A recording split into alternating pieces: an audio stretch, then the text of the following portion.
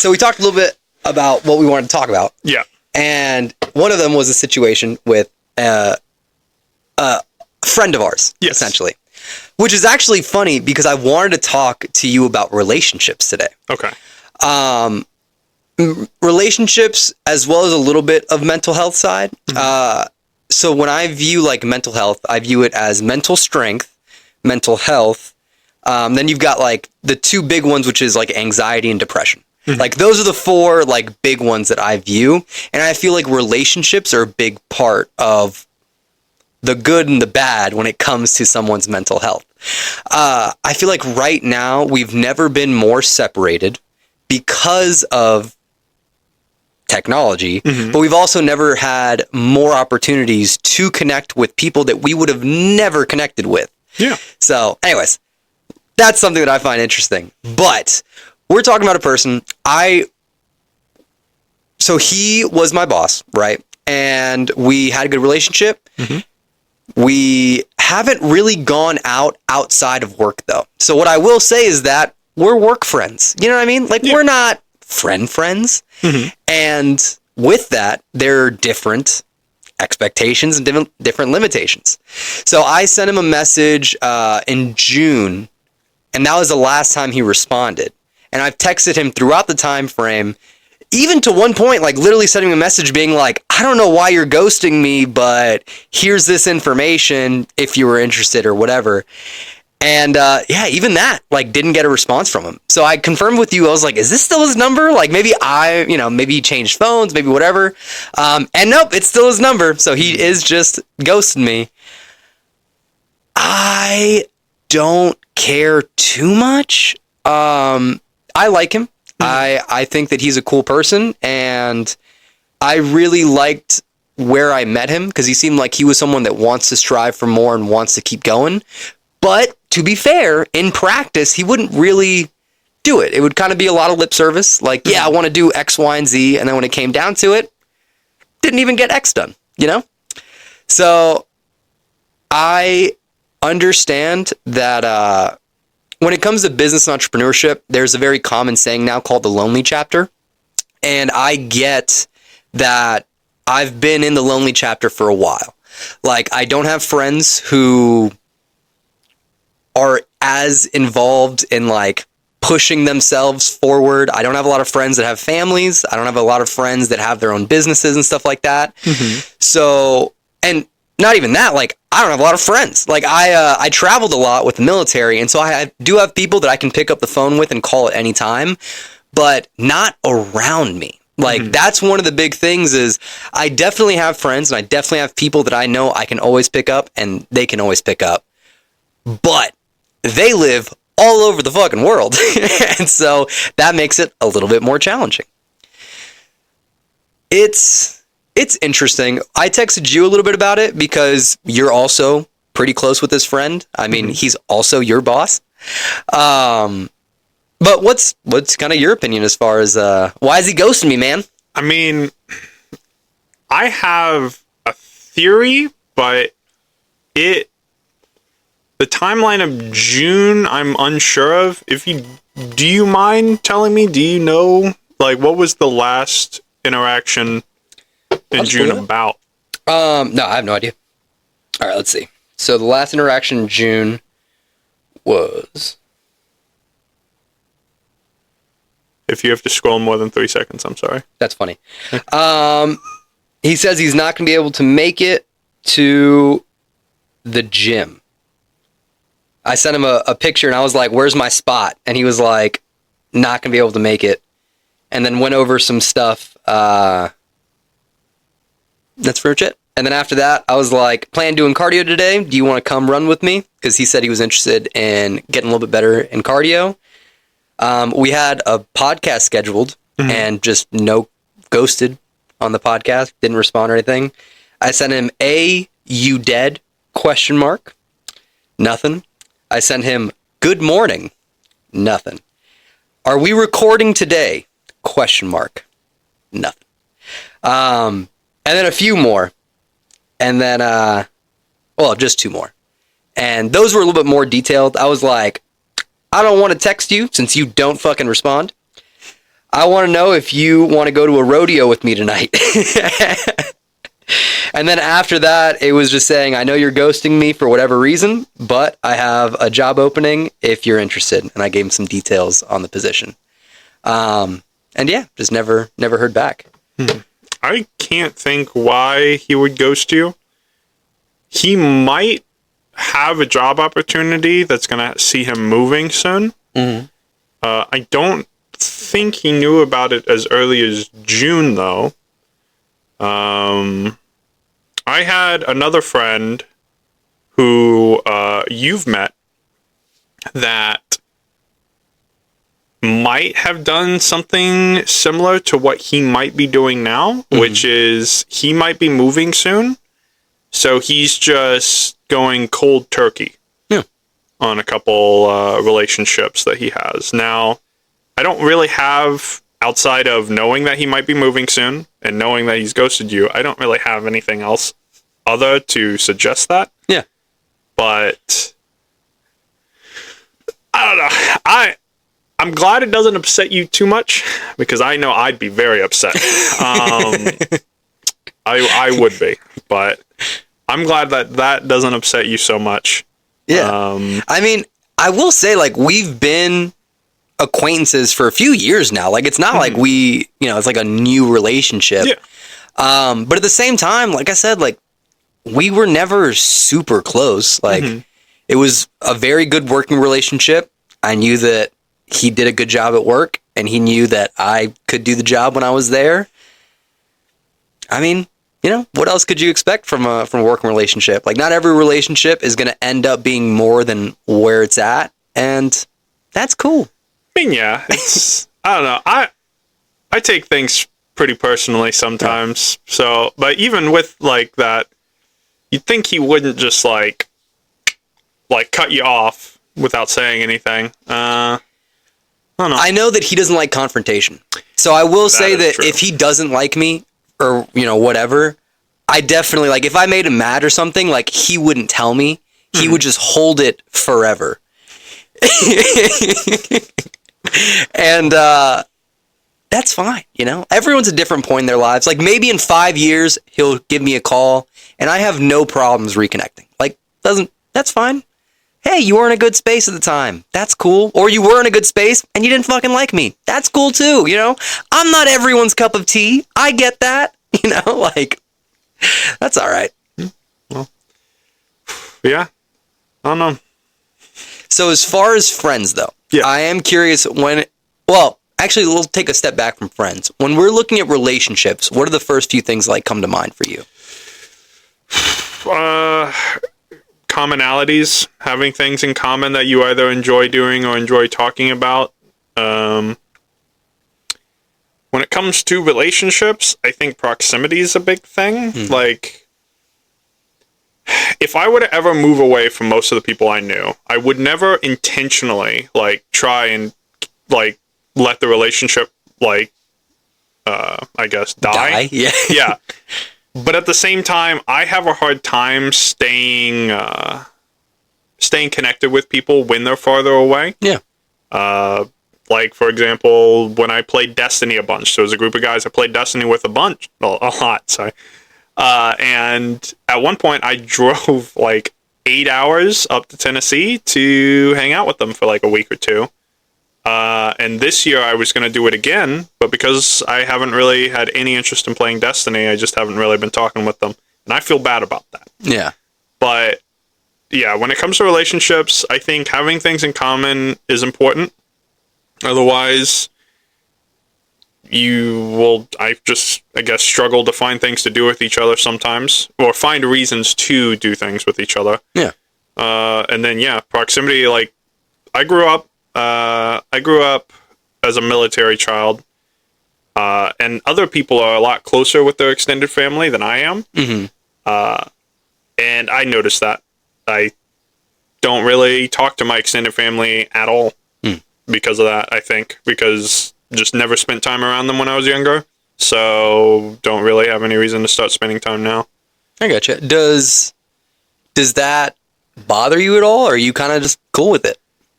It bothers me sometimes when I'm made aware of the fact that other people either live really close to their extended family or are just in contact with them or have like much better relationships with them. It just makes me aware of the fact it's like, oh, I maybe hung out with my extended family a dozen times over like the 18 years. Yeah. And feels weird. Feels like a different dynamic. I gotcha. Yeah, extended family is interesting. So I do like that you brought up families, because when I think of relationships, I do think of families, friends, significant others, spouses, whatever. Those are kind of like the three main ones that I view. You also have like your work peers. That's kind of it. Like, you've got the people that you're romantically involved with, the ones that you just like spending time with, which I would consider friends. The ones that are blood, or you grew up together so closely that they may as well be blood. They're used to your family. And then your work, like people that you kind of have to be around, and you may as well get comfortable and used to them kind of situation. Make the most of it. Yeah. But a lot of times though, like you find out that there are a lot of commonalities. We did a training recently, and it was 2 separate days, and it was our middle managers up to our assistant directors. And the training was to get them to open up with each other, to be more empathetic. There was a lot of, not hostility, but they didn't always see eye to eye, and they didn't always handle it properly. Like the communication wasn't always where we needed it to be. Like I can have an issue with you and just say, hey, I wasn't a big fan of how you did this. In the future, do you mind interacting with me in this way? They wouldn't go through it like that. It would turn into a debate or a fight, or you did something wrong to me. You know what I mean? And this training the purpose was driven, focused solely an entire day. Like we paid a third party to come in to send all of our managers in to talk and be like, hey, this is what we do. And there was one really interesting activity, which was called the hot seat. And so the hot seat, I'm curious about your opinion of the hot seat. So you sit down in the center, and then you have a you around you, and it's all of your peers, like everyone that you work with. And then the moderator is then asking you questions about your personal life, getting a little bit more deep, a little bit more than just like the pleasantries of the typical relationships. And the purpose of it was, there's 3 types of relationships when you look at it like that. Like there's R1, which is just superficial. Like, I don't know anything about your personal life. I only know you at work, or I only know you at like face value, whatever the mask that you put on, you know what I'm saying? R2 is, I know you a little bit deeper. Like, I know your personal life. I know that you have a family. I know you have kids. I know that you have a wife. I know that you enjoy X, Y, and Z sports, and you like to watch TV and do whatever. And I know, all like the more personal stuff. And then R3 is everything. Like, obviously, you're never going to know 100% about someone, but like that level of deepness, like where you would have with a best friend or a significant other, where like they know about your sex life, and they know about like your likes and dislikes and your dreams for the future, and stuff that's truly a little bit more personal. So those are the 3 like levels of how deep a relationship kind of gets to. And the goal of this training was to get them from R1 to R2. What do you think of the hot seat? Like, how would you feel if, with your current team members, you were sitting in the middle and you had a you around you and someone was asking you personal questions? And I'll give you a couple examples of the questions, just so you don't think it's like too crazy. Okay. It's like, who was your hero growing up? Master Chief. All right. I mean, yeah, like it could be a book, it could be a movie, it could be a real person. Was there a specific male character, like, or person in your life that was a father figure, or was like someone that showed you what it was like to be a man? Other than my dad? Yeah. Or it could just be your dad. Like, I mean, yeah, my dad. Okay. Yeah. But so stuff like that. Like, and then you had the opportunity to decide how personal you wanted to go to. But that's the hot seat. So what do you think about it?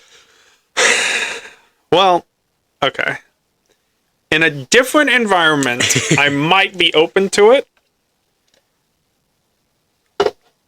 Thinking about everyone I know at Domino's, I don't know if I would be comfortable being in the hot seat.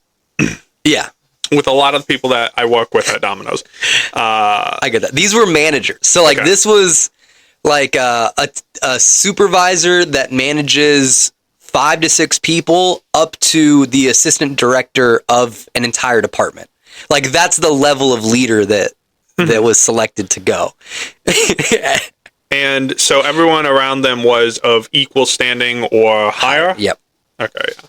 I don't know. It would be interesting, and I do understand like the point of the exercise,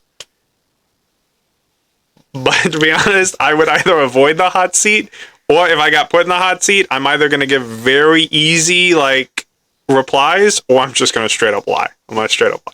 I'm not too bad at doing that, which is unfortunate. But yeah, I don't like. Okay. What was the severity? You mentioned like the hang-ups that a couple people were having with each other. Mm-hmm. Like, what was the severity of their disagreements? Was it just like passive aggressiveness, or it varied relationship to relationship? So every individual kind of had their own ways of handling it. Pretty much unprofessional, like just not, like I said, just not responding as a leader with a certain level of ethics, background, experience, education. Should be responding. Might be yelling at their team, might be calling people aggressively and like yelling over the phone, sending passive aggressive text messages or emails, stuff like that. Like nothing crazy, like very normal stuff that every company deals with. And I was actually really impressed that the company decided to move forward with this training and really view that the relationship building was so important. I will say I've never worked at a place that cared so much about like the human aspect of a job. It's always been like money is the focus, people matter, but the people matter secondary. And here it's like, no. Our participants are first. That's like our clients, the people that like they're the first, and then right after them is the rest of our staff, and like that's the priority, and that's really cool. Like that's not something you see a lot in the current landscape of the world.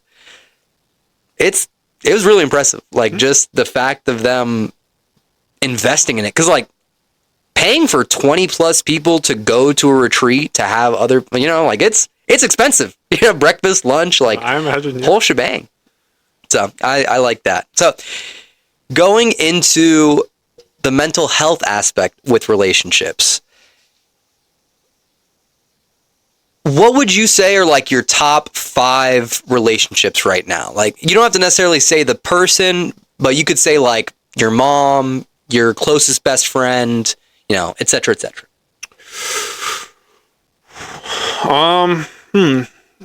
Top 5, it would probably have to be, in no particular order, my mom, and then about 4 best friends that I more or less talk with at least once every couple days.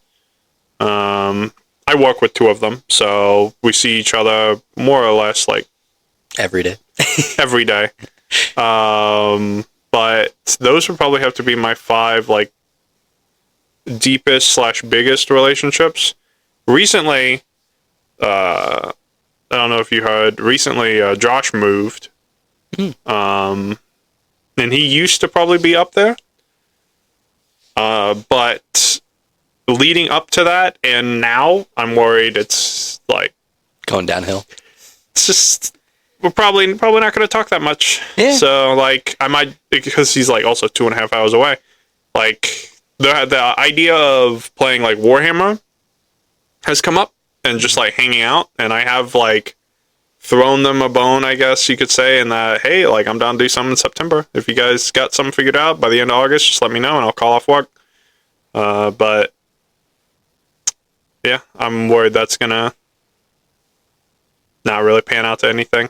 Outside of that, I'm okay with, I guess, saying the names really. Yeah, my mom, Michael, Tyler, Avant, and Lauren. You haven't met, well, you met Avant. Mm-hmm. You haven't met Lauren, though. And I only met Lauren through what has repeatedly been described as a very out of character moment for me. I remember you bringing that up. Yes. Yeah. Of super loner, only goes up to the campus to do his classes and then immediately leaves. Decided to walk down to a different part of the campus and join an Overwatch club. Yeah. Yeah, no, that's never did it before, never haven't done it since. But doing that met Lauren. So wild. Gotcha. Yeah, those would probably be my top 5. Yeah.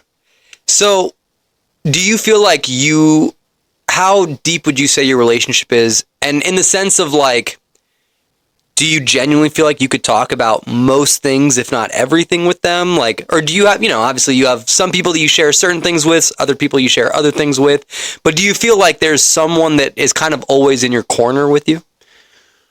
I would say my mom is pretty in my corner, though I wouldn't talk to her about several things. I would say each person is kind of in a different corner, and that I would talk about different things with them that I may not talk about with others. Yeah. But there are a couple things I probably wouldn't talk about with any of them, and that's just because, like, they don't need to hear it. They're okay. I gotcha. They're better for it. I gotcha. So, don't know how open you want to be with this stuff, yes. But I had a friend recently who came to me and let me know that he was dealing with like depression. Mm-hmm. And I was really, I don't know if taken aback would be the word, because it really didn't surprise me too much, only because everyone has depression. Like, I that certainly is how it seems. Like, everyone is upset all the time. Like, everyone has something going on that makes them unhappy or something. Now, clinical depression, where it's like years of just can't get over it, I definitely get it. And I'm not minimizing anything like that. But everyone truly, I feel like, deals with shit every single time. And I was surprised because he's someone that kind of has it figured out. Like, he's got a job that he likes, gets paid enough that he enjoys, has a house with friends or family, I can't fully remember, but owns a house with other people, so like they can split up the rent, has a decent amount of land, like that he's able to do some fun stuff, has hobbies that he enjoys. Like, by every kind of level, you would say that there's something marked there that would view a certain level of success. And even he is also like depressed. And I will say, like, for myself, like, I'm not depressed. I've had times where, like, I felt it, but it's been situation based. Like, for example, when I got fired from Casino Queen, that was tough. Like, I literally had started a company 2 weeks prior. I had a daughter and a wife. I was the main breadwinner. And then we just found out that my wife was pregnant with baby number 2. Terrible time to get fired. Especially, that was like my long-term job. Like, I was viewing this like it's in my career track. It's something that I like to do. I really enjoyed the people. I liked the team. Like, it marked there's a check mark in every box of things that I would have wanted. And they were like, fuck you. Honestly, no harm, no foul. Like, I'm not upset about it. I get it as far as like an HR lens and a viewpoint. Like, I understand why they did what they did. I get the idea of conflict of interest. I understand that if someone has another business, they could potentially put in less effort into the current job. I get it. Like, I do understand those things. So I truly don't have any hard feelings now. At the time, I was pissed and depressed and very upset. But you kind of deal with it. And after enough time of dealing with it, you're like, I'm not going to die. Like, I'll get a shitty job. I'll work a ton of hours. I will do everything that I need to do. And I feel like burnout is more common than depression. because people are just always grinding away and trying to kind of continue on and never reaching whatever goal they had. Mm-hmm. Although the real trick is they'll hit their goal, set another goal, not celebrate what they've achieved, and then feel like they haven't achieved anything. Like, that's the big trap that gets a lot of people. So I'm curious about your viewpoint, you having a relationship with so many people, being a younger dude, like, what's your kind of mentality on, it doesn't have to be you yourself, but like the friends that you see, the schoolmates that you have, like what are they kind of dealing with? Like what's life? I mean, from what I've seen and felt a little bit too, I think there is a little bit of like, wouldn't say depression. One of the people I know fairly well used to be really depressed, and I worry that they still are, but they have gotten better, hopefully, or they've just gotten better at not showing it. But I would say, like, I feel with a lot of people I know, including myself, we're getting worried that we're not like going anywhere at the moment. I'm a pretty passive guy, and I'm okay with like being a little stagnant for a while, as long as like I'm achieving something, like playing RimWorld. But I do more often now than like maybe a couple months ago. I do think about the fact that like I am like getting a little burnt out. Like I'm not moving anywhere in life. Yeah. Whereas when I play video games, I'm like, oh my god, I'm accomplishing so much. Not happening right now in real life. So I'm hoping that'll like eventually overpower my laziness and otherwise like complacence and force me to like actually go out and do something about it.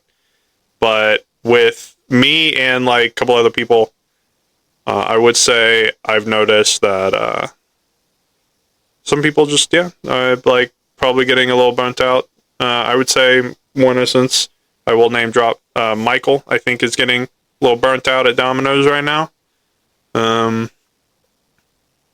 and I don't know. He is trying to get jobs at other places, but they're not really responding to him, which is I think putting him down more. So I'm hoping he does get a response. One place he really wants to go work out is Micro Center in St. Louis. He's like put in a job application like 4 or 5 times, and they just haven't gotten back to him. So it's a little rough for him. Yeah. But yeah, I don't know. Like there's one person I'm friends with. He recently, I think, finished his internship, so he's now actually getting paid.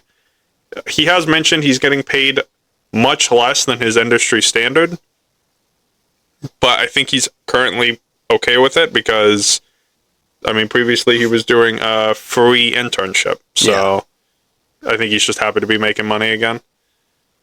Internship is such an interesting, get out of here. Internship is such an interesting idea.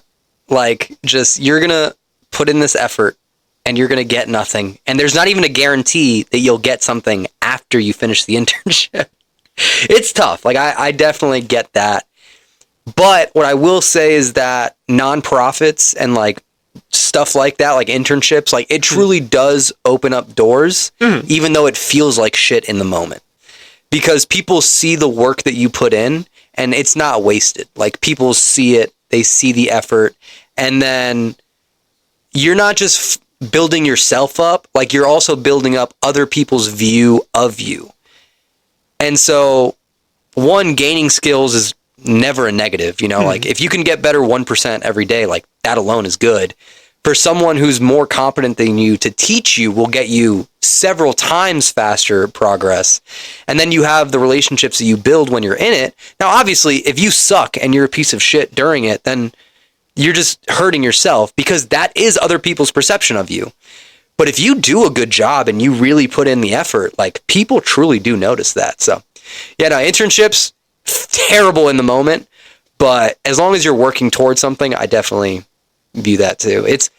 I like to see it as like a duck who's like underneath the water, like their feet are like flapping like crazy, but they're not moving.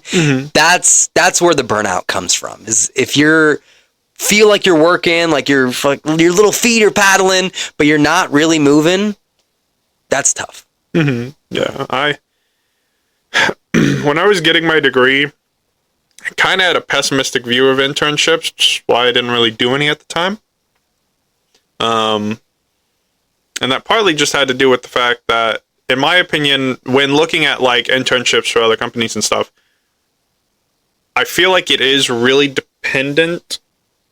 I mean, it's dependent on you. It is very dependent on you. Again, like you said, if you work really hard, you're gonna leave an impression, and people will notice you, and that can be good for you. And even if that doesn't happen, like you can still pick up new things. Part of the reason, outside of just wanting to get home from college, is I was always worried with internships that I felt like the reward, outside of personal growth, the reward was too dependent on other people paying attention. So I never found myself interested in doing an internship because I was worried I would work for free. And however much effort I put in, if the other person wasn't interested in paying attention to that and was just like happy that it got done, then I would have spent a lot of my time outside of personal growth, spent a lot of my time not really accomplishing anything.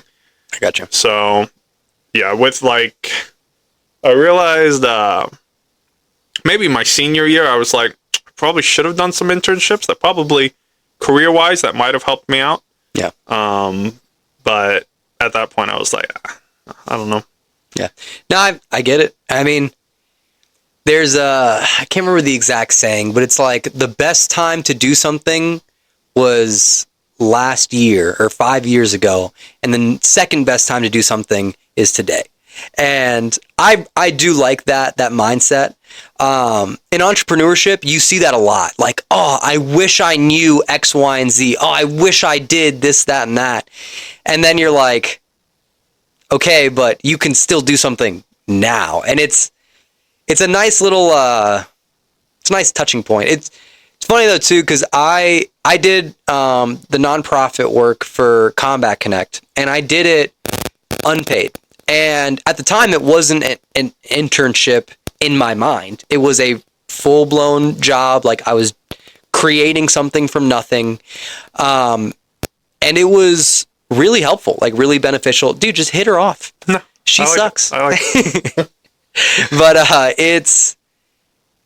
and the funniest thing is that the opportunity that I got from Combat Connect was DraftKings. And I got it not from my boss. I got it from one of my peers that were there who, although they were my peer in that position, they were a C-suite executive level of an actual company. And they were like, you do good work. Like, I've never seen you fuck up. You're always learning. You're always improving. Like, hey, do you want to be an HR director for this company that I work at? And I was like, yeah. And that got me into the door. Like, that got me the interview that realistically got me that position. And that's really cool because it's not what I was expecting going in. Like, going in, I was like, this is the thing, and I'm going to make this thing work. And that is not what happened. Instead, what happened was I'm going to go into this thing, learn a ton, spend so many hours and so much work and so much effort, and then the actual thing itself is going to move like 10 centimeters, and then my actual success is going to come from somewhere over here in left field, but I wouldn't have even known if I didn't like jump into it. So I really do think that there is some true validity to internships and nonprofits, things like that. I also get though, like, the job market is tough right now. It is so tough. Like, I think that I have a pretty good resume. And, dude, I applied to hundreds of jobs before I got the one that I'm currently at. Like, literally hundreds. What I would do is I would work Domino's. And I would also work Omni HR, and I would also like come home, put on The Office, and apply to maybe 20 jobs every day. And the way that I would do it, just anyone who's interested in applying to jobs, the way that I would do it is I gave myself templates. So I had a resume based off the job that I was looking for. I had a few different resumes based off of different jobs that I was interested in. Mm-hmm. And then I had a cover letter, and I would just change the cover letter that I had to whoever I was applying to. And it would say, like, if I was applying to Apple, I would be like, Apple, thank you so much for the opportunity for blah, blah, blah, blah. And then if I was applying to Amazon, I would take the same exact cover letter and be like, Amazon, thank you so much for the opportunity, blah, blah, blah, blah. And it's literally just a numbers game. Because the thing is that on the other side of like recruiting, it is really just, I'm going to scan your resume for like 10 seconds. And then I'm going to make an assumption of you on if I want to see your face or not from 10 seconds of reading your resume. That's tough. Like, so I definitely get it. It truly is a numbers game. Yeah, that's the interesting thing. I'm curious, is there anyone in your like friend group that is like the most successful in your mind career-wise? Because the other thing is that saying success is a trap, because like you are successful to people who don't have a job, who don't have free time, who have so many responsibilities that they can't do any of the fun stuff they want. Like, you are a giant beacon of success. You know what I'm saying? Mm-hmm. So like, that's very genuine. That's very different for every single person. So specifically like career-wise, like, do you have someone that you're like, they're doing pretty well, like maybe I should emulate something like that? There was one person who unfortunately isn't in our friend group anymore because drama is a thing. But after getting his degree, he got a job at Boeing, and he got a CS degree. But the job they were having him do at Boeing was like completely new. I was tempted to get a job there because it was an instance of, hey, you have a computer degree, but what we're doing, we have no expectation you know how to do. Yeah. So everything we expect you to do, you will be taught.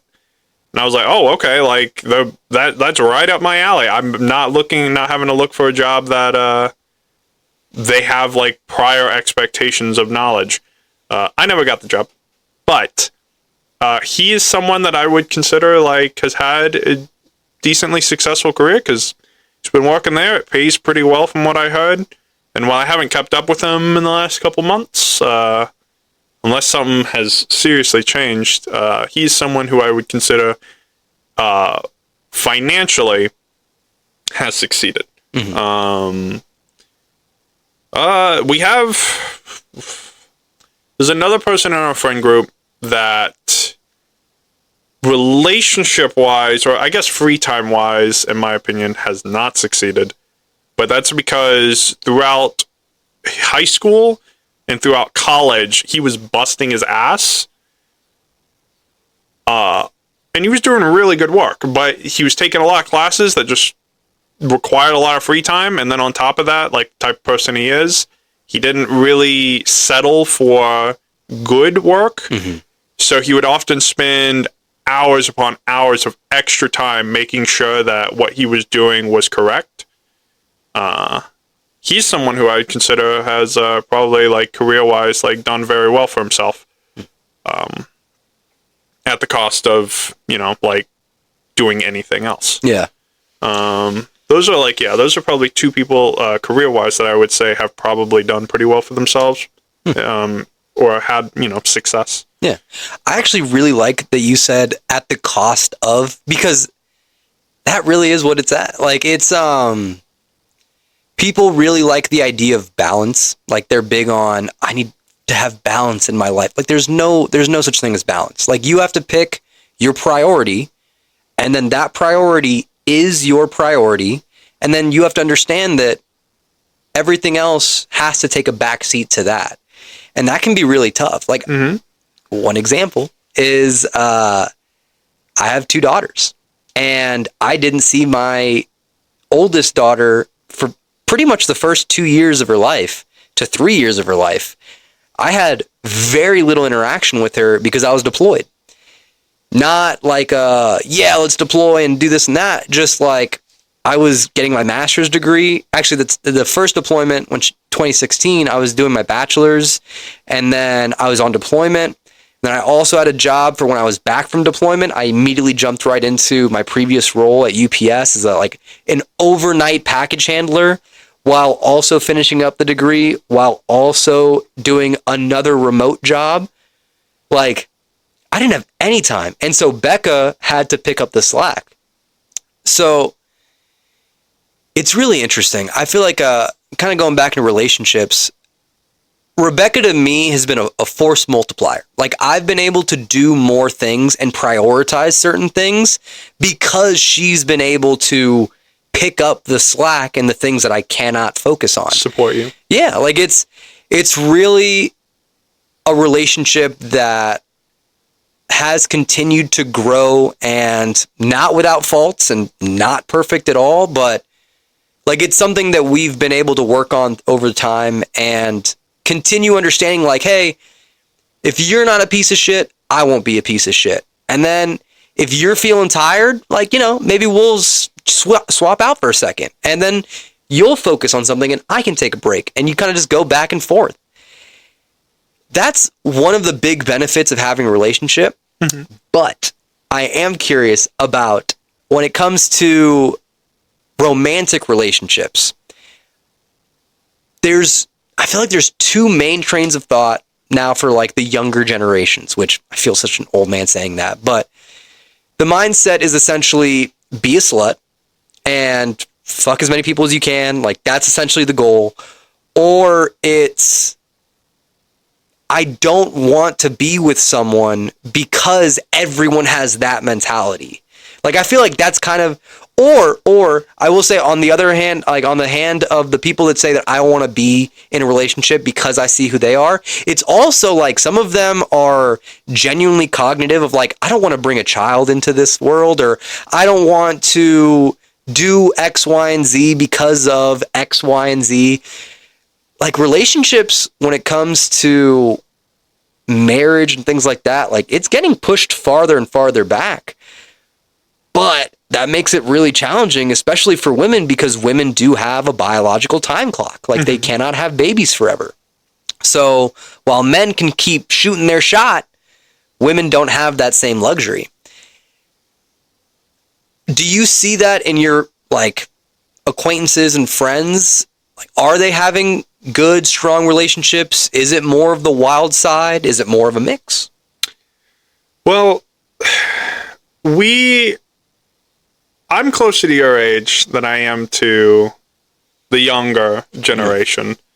In terms of, like, my, like, friendships and stuff, I would say that I do see a little bit of, like, the time clock and, like, the, finding out, like, how you want to, like, what goals you want to have for the rest of your life, what goals you want to have for your relationship, and, like, how some of my friendships deal with those romantic relationships. I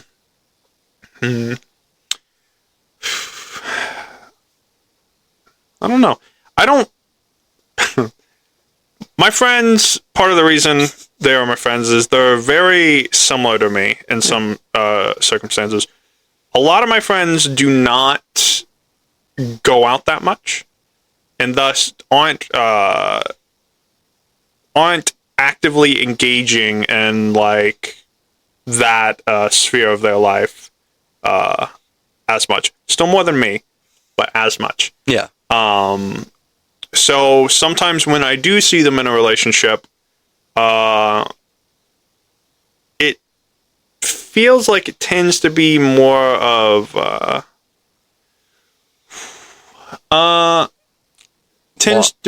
long-term commitment, kind of. It feels more like a day-by-day commitment, maybe. Like, in the sense, like, some of the relationships that my friends have been in haven't always or usually ever been very healthy. Some of the relationships that come to mind are either drama filled when they don't need to be, or they are just kind of just toxic. They, like my friends, thinking back, like I don't think they've really ever had the most healthy of relationships, which is unfortunate for them. I myself am too big of a moron to do more than fumble. But yeah, I don't know. Like, there's one friend I have is in a relationship that I think has long-term goals and is doing pretty well as far as I know. But I'm also not there when things, I'm not seeing everything. I don't know if things are going great all the time. But I don't know. Yeah, I don't know. Yeah. What's your current mentality on anxiety? Like, do you see a lot of people that have anxiety? Do you kind of deal with anxiety at all in your day-to-day? I specifically do get anxious, but I think it's kind of dumb. I get anxious over small things like, oh man, I've been sitting in this McDonald's line for 2 minutes. Do I say something to see if someone's ready to take my order? I don't know. I get anxious over stupid stuff. Someone I do know gets very anxious, and I think they've been getting better with it. But they come from a family that I think had a lot of anxiety. And sometimes they won't even go to the movies because they're anxious about all the people there. And they just generally feel very uncomfortable in certain situations. Outside of small shit, I don't think I'm that anxious of a person. I get uncomfortable, but everyone gets uncomfortable about something. And I'll get anxious about new things, but I imagine that goes the same for a lot of people. Yeah. I don't know. I think I don't have a lot to be anxious over. I'm gonna be honest. Real life wise, I don't have a lot. I mean, abnormal amounts of anxiety. I think I'm fine. I would say I'm fine. I don't have a lot to be anxious over. So personally, I think I'm good. And some of my friends, like Michael gets anxious as well, but I think he just gets. I don't think they're necessarily big things. He might get anxious over whether or not he should buy something, and then lives to either regret it or he gets it. Yeah. I got you.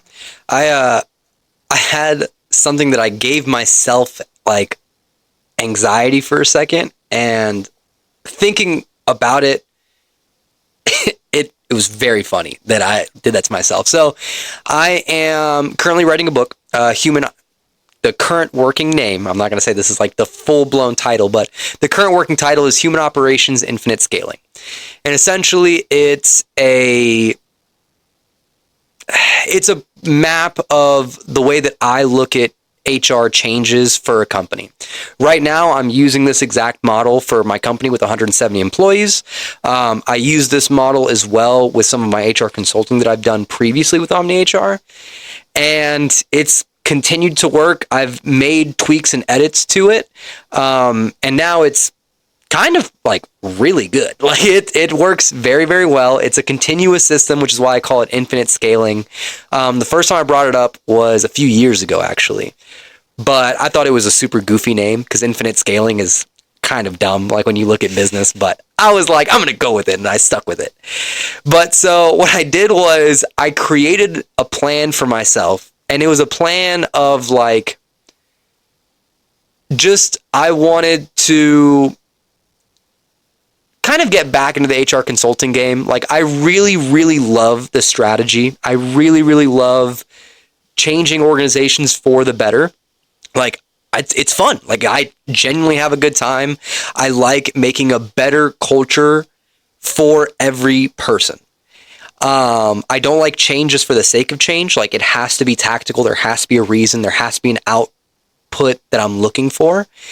And so what I ended up doing to give myself this stupid anxiety was I created a plan for myself for cold calling individuals and essentially just getting 5 clients every 3 months is essentially like how I wanted to do it. I wanted to do it in cohort classes so that way I could kind of control what stage everyone is in, and then I could scale a little bit slower because I really just want to do this myself right now. I'm not looking to hire a lot of people and make anything big. Like, I want it to be me, maybe 1 or 2 other people that help me out with the admin, phone calls, cold calling, etc. And that's it. I ended up making a plan, and this plan went from now until I plan on leaving Illinois to go to Tennessee, which is about 3 years is our current timeline. And I made this plan from then to then. And I gave myself anxiety because I was like, I have to get everything ready in 2 months. Or no, 1 month. Like, the first day was, the first cohort that I put was like September. So literally 1 month to finish creating all the templates and everything else, like operationally. And then the same month, get 5 people to actually sign on and be my first 5 free clients. I literally made my own deadline and then freaked out about the deadline that I made. No one gives a fuck about my deadline except for me, and I freaked myself out. Like, it was ridiculous, and I very much was like, you goofed. You did a stupid thing. And pretty much right afterwards, I was like, take a second. Like, no one's telling me to do this. I'm doing this on my own. I'm doing this because I want to do this. Calm the fuck down. Like, but yeah, that's the little story of how I gave myself some anxiety for a little bit. The way you described it, I've done that to myself a couple times, though. You gave yourself a goal and then immediately stressed about the time frame you gave yourself. Yeah. That reminds me of how I've handled some things in the past, though I've done it worse. Where I've been like, I'm going to set myself a goal. You know, this project that I have a month to do, I'm going to do it in a week. The last week of it. I'm going to stress the fuck out about it the entire week. I love how you plan procrastination. Like, that's yes. It's like, I don't know if that's a good thing or bad thing, but I'm like, you know what? I'm going to plan out. I got this month.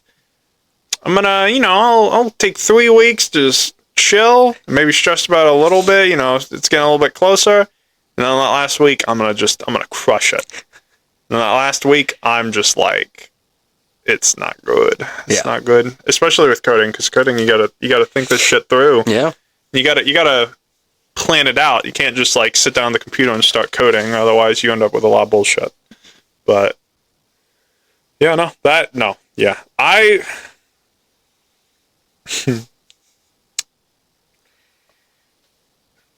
yeah, the only anxiety I've ever dealt with is crippling anxiety over severe procrastination. Okay. I am very grateful that I don't deal with anxiety that much outside of that. I got you. There was Alex Hormozy, I might have talked to you about him before, but he is an entrepreneur, has started multiple businesses, like $100 million businesses. Now he's reaching the 1 billion mark around there. Like, he's truly one of those guys. It's like, nut up or shut up, just go hard. It's all about volume. And he has a really interesting view of depression and anxiety. So depression is a lack of perceived options. So you're depressed because you don't know what to do and you think that there's nothing you can do. But for the most part, it's you just don't know what you don't know. And there's always an option. Like, you're always going to be able to figure something out. You just don't have the skills for it yet. And so that's where people get depressed. And so education becomes the solution for depression. You learn more, you start to look for new experiences, you look for mentors and people that have done the things that you're trying to do, and that's how you kind of get out of depression. And then anxiety is, I might have said that backwards, I don't remember now, and then anxiety is you have too many options. Like there's too much stuff going at you all at once that you don't know where to go. It's kind of like when you finish high school, literally you open up the open world map. Like you go from your tutorial where everything has been coddled forever and you immediately go into this massive multiplayer online open world map. Hundreds of notifications on the map to all go to. And you're always getting information. There's so much information that you're getting all the time. All of these ideas could work, but you don't know where to start because it's just so much noise. You don't know where... You don't know how to turn down the noise and find the signal. Like, that's kind of a big issue, and that's where anxiety kind of comes from. Yeah, that was it. I like those mindsets as far as kind of how do you solve it and how do you fix it in a very actionable way. No, I agree with that, and I like your analogy there because I 100% feel that if I ever start a game that's not very player-friendly, you get into the open world, and you just see a bunch of stuff, and then you don't know where to start, and you also think, what would be best? Like, which of these is best? I don't know. They all look the same. It's all these options. I don't know where they go. Yeah, no. I could agree with those. I can go with both that, like, mindset of anxiety and depression. Yeah. Yeah, no. I gotcha. So, we've talked about relationships, talked about the mental health aspect. I'm curious about what is your viewpoint on mental strength? My viewpoint on mental strength. I mean, not being swayed, at least initially, by a lot of the developments in your life, I think would be maybe a good idea of what I think of mental strength. Like, if something happens to you in your life, not having a knee-jerk reaction to it is probably good. Being able to, like, you know, maintain your thought process, maintain what you should do, and then reacting to it later. That's probably how I would think of mental strength, mental fortitude. I gotcha. Yeah, pretty much same. I view it a lot like that. It really comes down to, like, how much weight can you carry without it breaking you, is kind of how I view mental strength. Like, you know, how many responsibilities do you have? How willing are you to take on more responsibility? And then how much can you shield those that you care about and that you're responsible for to kind of move forward? Now, obviously, I'm a parent. You know, I'm a father and a husband, so my mentality on that is a little bit different. But yeah, it really just comes down to, like, kind of, you've got motivation, you've got discipline. And people view them as two sides of the same coin, but people keep looking for motivation when they should really be looking for discipline. Like, motivation is fleeting. It comes and it goes. It's not something that you're going to be able to hold on to and use, as opposed to discipline is a muscle that you work out. Like, you gain discipline over time. It doesn't just show up randomly, like, which is kind of the crappy part. Like kind of how at the gym, like, no one's going to work out for you. Like, no one's going to be disciplined for you. Like, it's not just going to magically happen. You got to really work on it a little bit every day. And I feel like that comes in a lot to mental strength. And then where I think that mental health comes in is balancing that, where discipline helps you, but the discipline is something that you use. Like, it's like a gas tank, and you can run out of gas. So the mental health is what refuels the gas. Like, I wake up at 4:30 in the morning to do my marathon training because my entire schedule, that is the only time that I know that I can run. And I made that a priority for myself. Like, I wanted to get this running done. I have a plan to do an ultra marathon. I know I'm only gonna be able to get there one step at a time. So in the beginning of my training, the discipline was getting up at 4:30 in the morning. But over time, it no longer became discipline because it's just like, oh, that's just what you do. Like, that's just your life now. You're a runner that wakes up at 4:30 in the morning, which do not look like a runner that wakes up at 4:30 in the morning. But yeah, like, that's kind of the mentality. And then the mental health is refilling the discipline. Like, you don't have to use the discipline every day. You use a little bit, and then you set up your life in a way that you don't need to use that much discipline. Like, I kind of have this fight with my wife a little bit every now and then. She loves to buy treats and snacks and sweets and everything else, and I have no fucking self-control when it comes to them. So I prefer just don't buy them. I don't have them in the house. I don't see them. I don't want them, and I just won't buy them. She's like, oh, don't worry, I can control myself. And I'm like, you're not the problem. It's this fat ass that's the problem. Like, I'll see donuts, and I'm like, let's go fucking nuts, you know?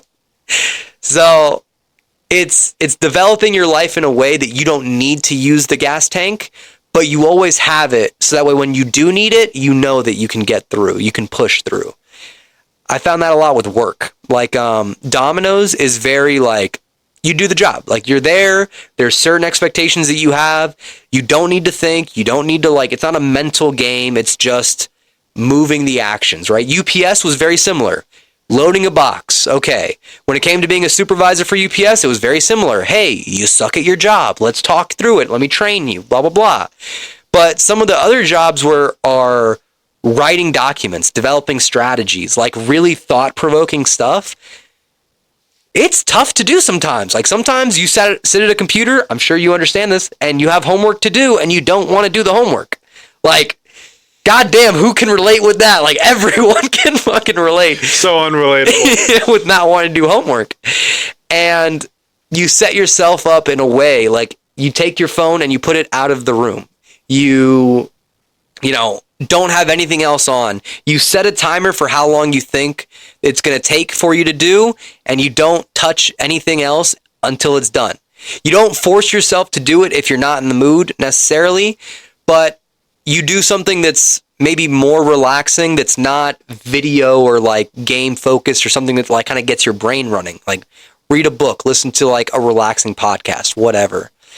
I've been more interested into journaling lately, and I just started meditating, which I feel like a giant loser saying that. I remember when I was trying that for a little bit. I mean, I don't know. Go off, King. I mean, the journaling I've been doing for 3 months now, and honestly, I've really enjoyed it. I just started it randomly. I open up a folder, and I have like the month, and then I just title it whatever that day is. So like August 13th. And then it's just a blank page, and I'll just start writing, and I'll whatever, like first thing in the morning, I don't want to do shit. I'm usually tired. So I literally write that like, I'm tired. I don't want to do shit. Like, yeah, this is not like Stephen King writing here. All right. Like, this is very like, oh, that dude's in 3rd grade. But it's been cool. Like, it's been a nice way to kind of write down my thoughts, sit down and really developing your worldview a little bit more. I've really been more interested in that.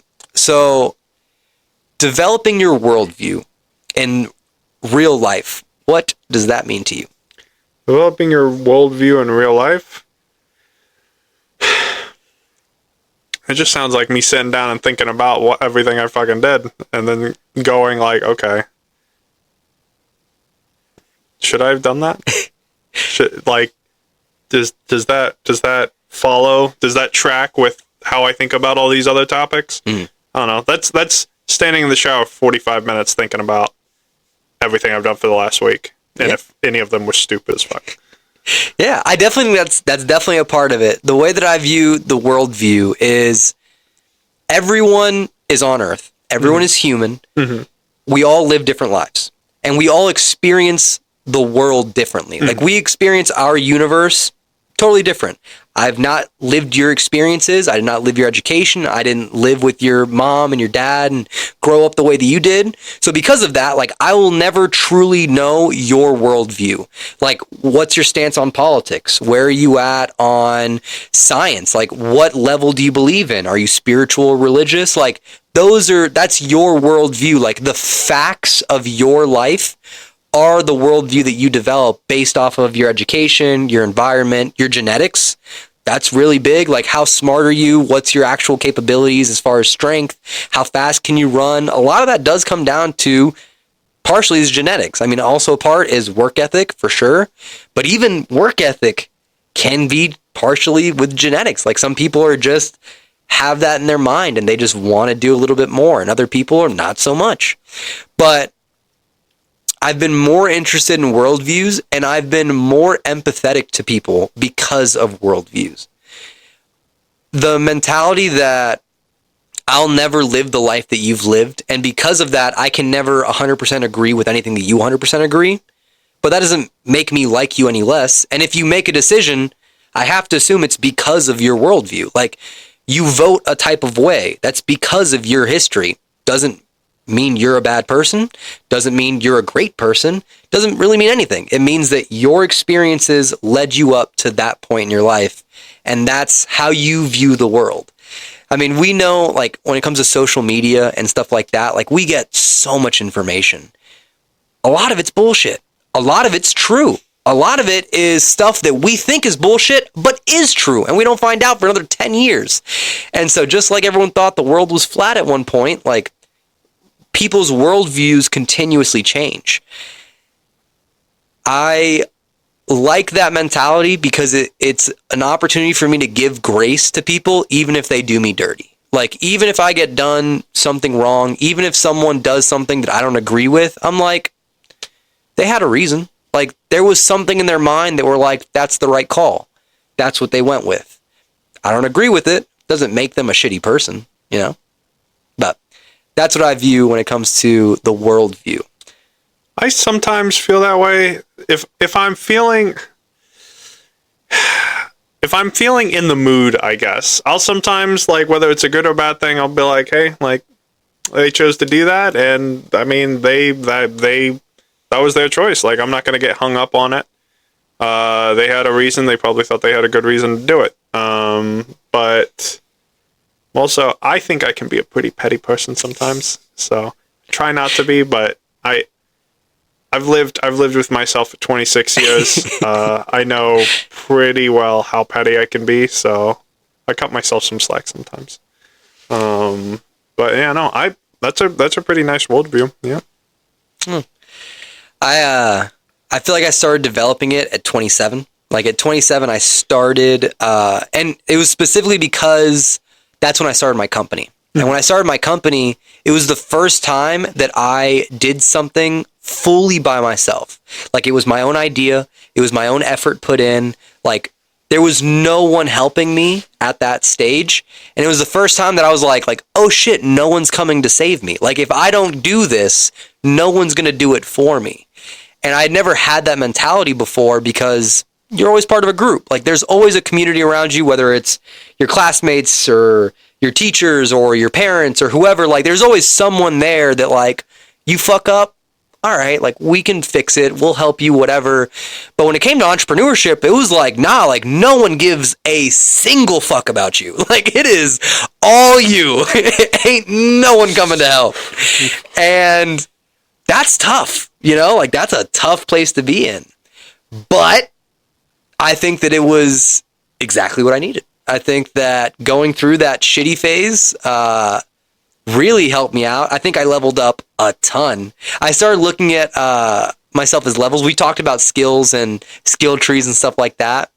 So I started viewing, like, careers, education, even, like, creative pursuits and things like that as, like, levels. Like, let's say, like, you write a book, right? Mm-hmm. That's 10 levels in whatever concept you're writing on. So, like, let's say it's an HR book. Like, all right, then whatever level I was already at, I'm now an additional 10 levels because of the book. I actually only gave myself 5 levels because of the book, but yeah. But stuff like that. Like, if you get a job and it's considered advanced, like, being an HR director, typically it's 35 and up. Usually 40-year-olds. Like, there's not a lot of 30-year-olds that are HR directors. And most of them are female. And very little of them are Hispanic. So, like, looking at that category, like, I've reached, I would say, like, level 35 because I'm an HR director. Not the female and not the Hispanic portion, but just because that's the standard age that people hit that. And so I hit it at 29. So at 29, I was level 35. Like, does that kind of make sense? I get where you're going with It's more of, like, a joke in my mind, and it's not something that I'm, like, really, like, yeah, but it's a nice refresher, because then I can kind of plan myself out like that in the future. Like, okay, I'm interested in writing a book. I'm interested in being an adjunct professor. I'm interested in continuing my company. Like, how many levels would those be? Like, I view professors as like people that are a little bit older, more experienced. They've been in the field. So if I actually got that role, like, that would probably be like maybe 7 levels, something like that. Like, just as a goofy little way of thinking of it. But I like that mentality because it kind of gamifies life a little bit. And like I said, it doesn't have to be anything super serious, but just as a fun little journaling method, I have enjoyed doing that. Nice. Yeah, I kind of like that idea, gamifying it. I don't know. Like, yeah, you're hitting a level 35 in that, and then maybe you go grind some lower skills. Like, yeah, no, like exactly, 100%. Like, when I played World of Warcraft, that kind of reminds me of that. You have your overall level, and then you have 2. I forget what they're called, so I'll just call them jobs. You have like 2 jobs that you could also level. Yeah, no, I like that. I like that a lot. Yeah, it's been fun. Like, I have enjoyed it because it also is kind of like you are writing your own story, right? Like, your book starts today and you're the main character. Like, what do you do, kind of thing.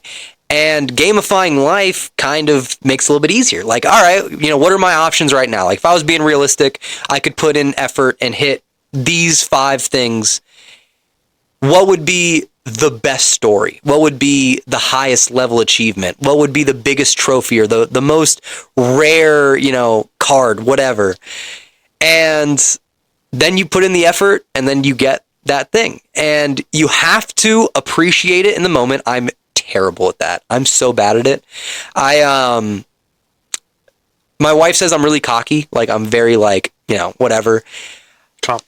Confidence. Yeah, that's how I say it. I'm like, I'm just confident. Like, I know that I can do shit if I just put my time into it. Like, there's very little things that I think I can't do if I just sit down and put in effort. Like, sure, that can be viewed as cockiness, but if I have a track record that shows that I can do the shit, then is it cockiness or is it fucking confidence?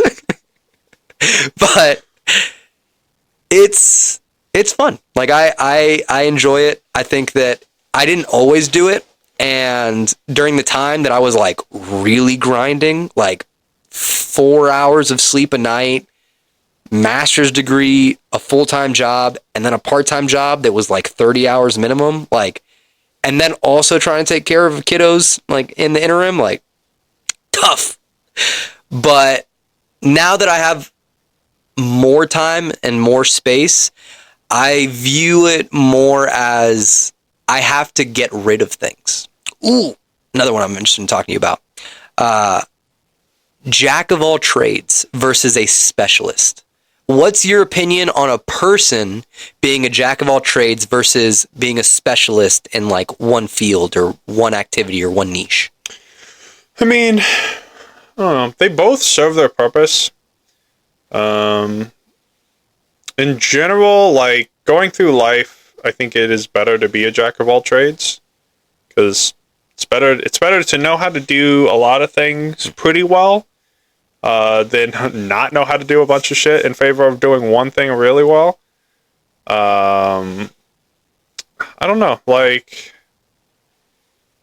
jack of all trades is, I think, overall a better way to go through life. Until you're not good enough to do something, and then it's a problem.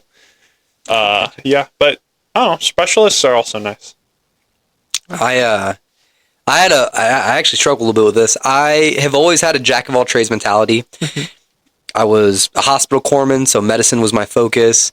I worked in like a warehouse, so I understood a little bit of supply and logistics. I was always a leader, mentor. I really liked training development. I did recruiting. And then on the personal side, like, I did martial arts, fighting in tournaments. Like, I did Boy Scouts. I really liked camping and guns and stuff like that. Like, always had a very wide range of things that I liked. And what I found was, as I got older, I was punished more for being a jack of all trades and not a specialist. If you want to advance in anything, you need to put time into it, right? Mm-hmm. And So if you're a jack of all trades, it means that you share your time across multiple studies. And although that's good in the beginning, you essentially have to pick what you're going to be when you grow up. You're going to have to pick one thing and say, this is what I'm doing. Like, you got to plant that flag. And then you have to go the specialist route. And you can keep it broad. Like, IT is a specialty. You know what I'm saying? Like, cybersecurity is a specialty. HR is a specialty. Martial arts is a specialty. Like, you can pick whatever, and it can be something that you're interested in. And you're only going to find it by being a jack of all trades in the beginning. Like, I think everyone should be a jack of all trades at the beginning, but eventually you do need to pick something, because otherwise you'll always be second best. Like, 100%. You'll always be worse than other people that are putting their time into being the best at one thing. And I did not realize that until more recently. And I started subtracting things out of my day, like the podcast, an HR consulting company, HR software, recruiting services. Like, it's too much stuff. And with all that stuff, I'm never going to be the best at any of it. Now, for example, the podcast, not looking to be the best. Like, the podcast was never something that I was like, I will be Joe Rogan. Like, that's not not the goal at all.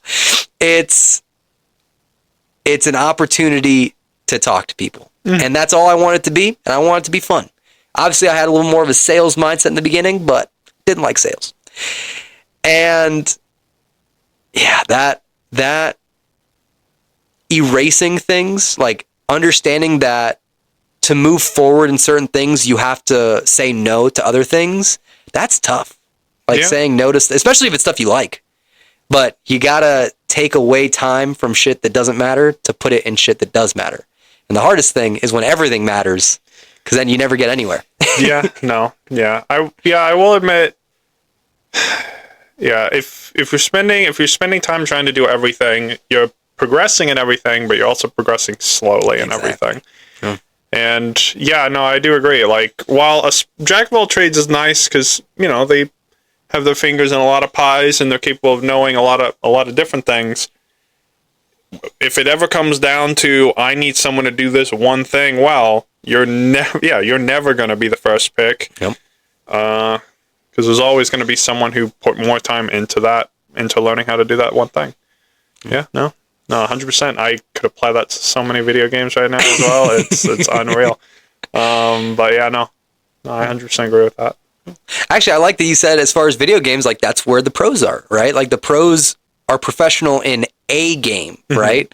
Like, even if they're like, oh, I'm great at shooter games, like, sure, we could say that's a niche, but even then, like, they have their specialties. Like, they have the stuff that they really, this is my priority, everything else is background noise. Yeah, and it breaks down even more. Like, in video games, like, pros often have a main, like, character that they're good at. Like, sure, they should have backups, but there's always that one character that they are the best at.